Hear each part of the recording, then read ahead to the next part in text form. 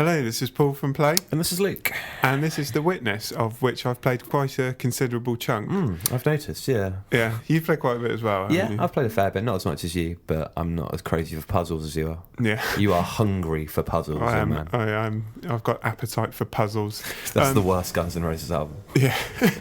So this is we've not present this as a final review because I've still got some more to play, even though I'm pretty sure I'm near the end. I think you'll always have more to play. I found there were puzzles that didn't really relate to anything, like just there for the sake of being puzzles. Oh yeah, I mean when I say the end, I mean some kind of finishing point, but it's Okay. It seems quite clear to me that there's still going to be loads of stuff that's left to clean up.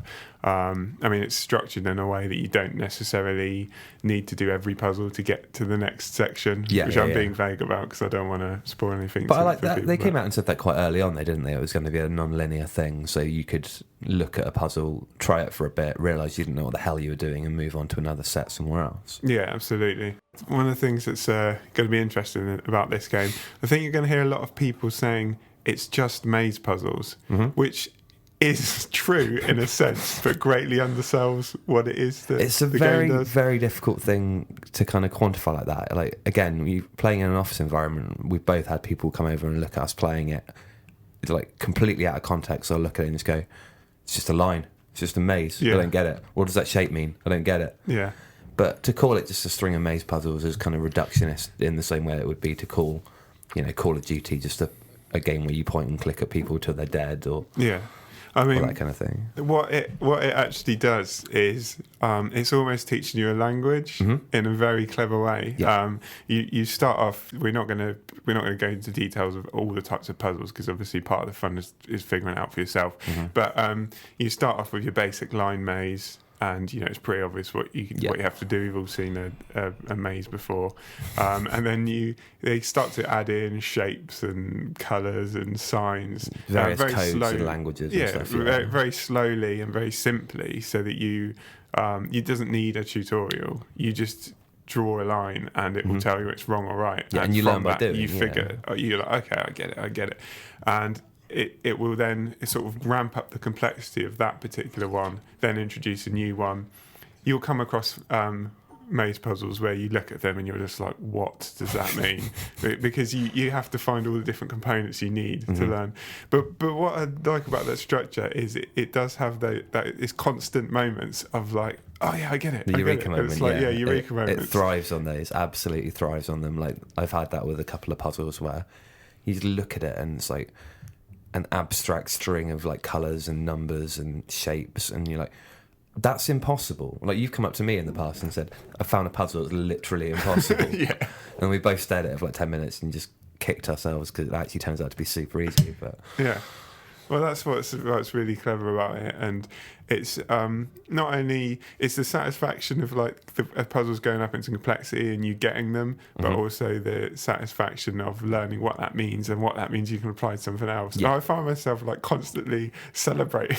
I'm like, yes, I've done it. It's like it's really satisfying game. It is. It's the first game, I have to say, that has made you text me over a weekend saying I am a puzzle god, which I very much enjoyed. That was great. Yeah. Also, I've mentioned that it looks amazing. It does look great. I love the art style. Yeah, incredible. It's kind of a very diverse little island. Like in reality, it wouldn't make any sense. Like the diversity you have there, and I think you could say it kind of feels a bit like a theme park in a sense. No, but I get that. I get that completely. As you go on in the game, I think it's safe to say that that's kind of deliberate. It's like the Crystal Maze. You get different themed areas, and they all kind of sit next to each other and interconnect in different ways. They all have different types of puzzles in them, and they all kind of teach you different bits about how you'll be going about puzzles in the later areas and stuff. It's very smartly designed indeed. The island may be a bit smaller than I expected, but it's so dense. Yeah, you can't take more than like 4 or 5 steps without seeing something new that may or may not be a puzzle. Even working it out if something is a puzzle or not is a puzzle in itself sometimes. Well, yeah, I mean, I know there's this this puzzle that Jonathan Blaze talks about, he expects 1% of players being able to solve. You reckon you've got the puzzling cojones for it? No.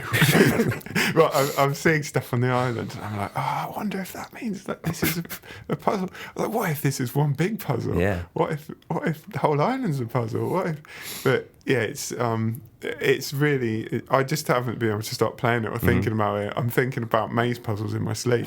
Like, all I do now is maze puzzles. Look what you've done to him, Jay Blow. Just look. As I say, I haven't finished the game yet, but I've played a massive chunk of it, enough to say that even if I don't like the rest of it, the tens of hours of what I've seen has been really, really good, enough for me to be able to recommend it. Exactly. Whether the ends are strong, I don't know yet, but it's certainly a game I'm really, really enjoying and definitely recommend. Yeah. I mean, same for me as well. Like, I'm not as far as you into it, but the journey has been great, and even if the destination kind of doesn't turn out to be all that good, like, just that act of figuring out how these different languages and shapes and codes all work together is wonderfully empowering for a puzzle game. Yeah.